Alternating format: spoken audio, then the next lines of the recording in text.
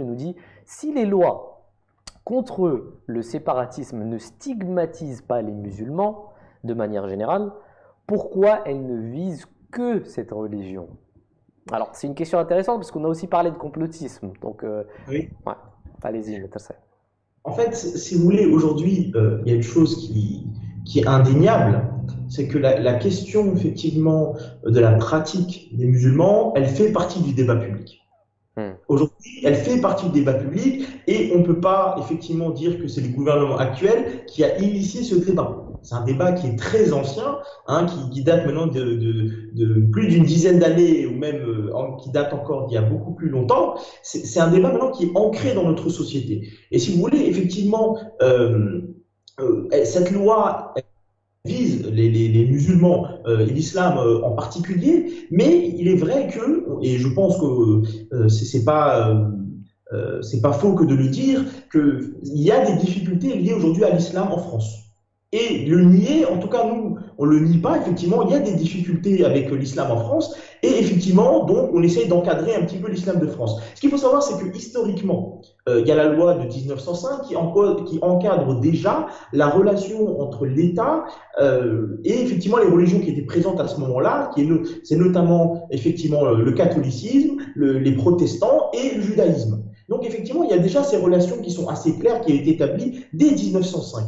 Et effectivement, cette séparation, elle a été établie, elle a été très claire. Maintenant, effectivement, l'islam ne s'est implanté qu'après 1905. Effectivement, ça met du temps aussi à établir des règles et à pouvoir effectivement faire que l'islam puisse effectivement se fondre effectivement dans la République et que dans un respect effectivement des lois de la République. Donc, effectivement, et aujourd'hui on le voit avec l'actualité, aujourd'hui dire par exemple que effectivement certaines dérives, alors je ne vais pas faire un lien direct entre la loi contre le séparatisme et ce qui se passe actuellement, ce qui s'est passé, l'événement tragique, mais si vous voulez, aujourd'hui, l'actualité fait qu'il y a un focus sur les musulmans. Et effectivement, cette loi, elle n'est que la retranscription effectivement, ce qu'on voit autour du débat public. Il suffit d'allumer un peu les chaînes d'information, certains d'entre vous le font certainement. On voit tous les jours, effectivement, qu'on parle de l'islam, de l'islam, de l'islam. Alors, si vous voulez, à partir de ce moment-là, et parfois, effectivement, il y a certaines dérives qui sont fondées, le politique, il apporte une réponse aussi aux attentes qu'il y a effectivement dans l'opinion publique. Et si vous voulez, ces attentes, elles peuvent être légitimes ou pas. Et donc aujourd'hui, on a une réponse en fait à ces attentes. Et lorsque effectivement cette loi-là, elle vient effectivement corriger et effectivement elle vient essayer de dissiper des difficultés qui sont parfois liées à l'islam aujourd'hui en France. Et effectivement, pour moi, c'est lié effectivement au débat public et aujourd'hui à l'environnement qu'il y a. Donc, c'est un environnement qui malheureusement est très centré aujourd'hui sur l'islam. Et je pense que blâmer le gouvernement pour effectivement cet environnement qui est parfois difficile pour les musulmans, je trouve que c'est un raccourci qu'il ne faut pas faire. C'est-à-dire que c'est plus quelque chose de global et il faut en analyser les causes plutôt que effectivement se dire qu'aujourd'hui c'est ce gouvernement-là par la loi du séparatisme qui est en train de nous stigmatiser. Effectivement, Vous voulez ajouter quelque chose? bien Oui. sûr, Facet Saheb Alors, Rampata, on y va. justement, pardon, excusez-moi, oui. Allez-y. Concernant le séparatisme, ce que je pourrais dire quand même, vous connaissez donc le président Macron, il a cette tendance un peu du en même temps, là, on se moque un peu de lui à cause de ça. Il a quand même fait un lien entre l'islamisme radical et puis les ghettos, hein.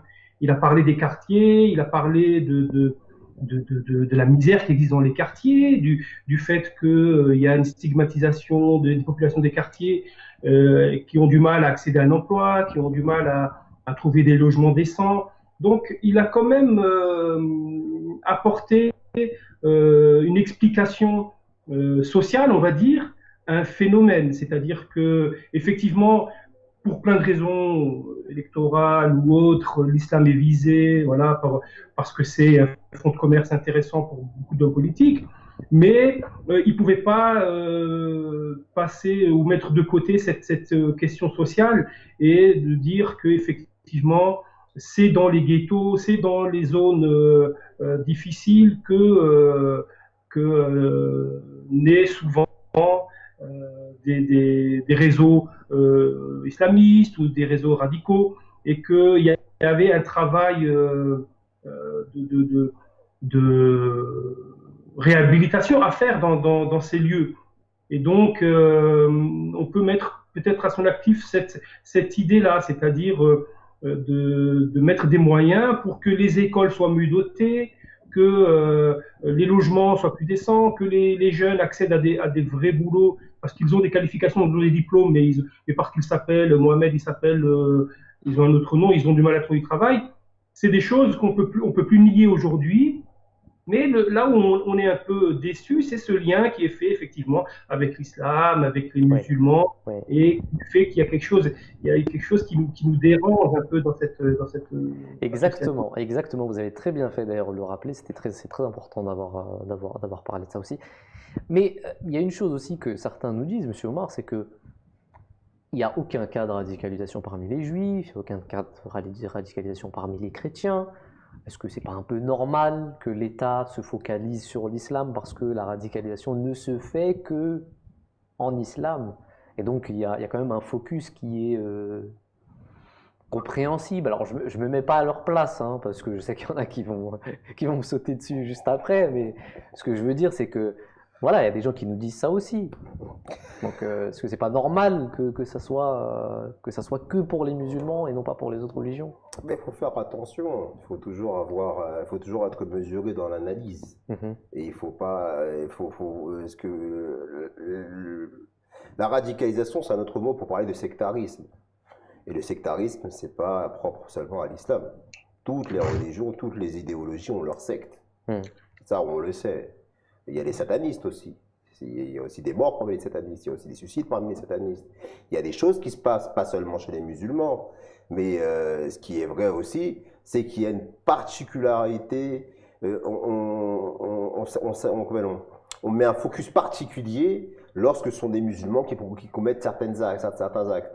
Il y a même d'ailleurs des études qui ont été faites à ce niveau-là, que souvent les actes terroristes commis par des musulmans sont toujours qualifiés par des actes terroristes, même et c'est vrai qu'ils le sont, mais lorsque d'autres communautés le font, ils ne sont pas qualifiés comme tels.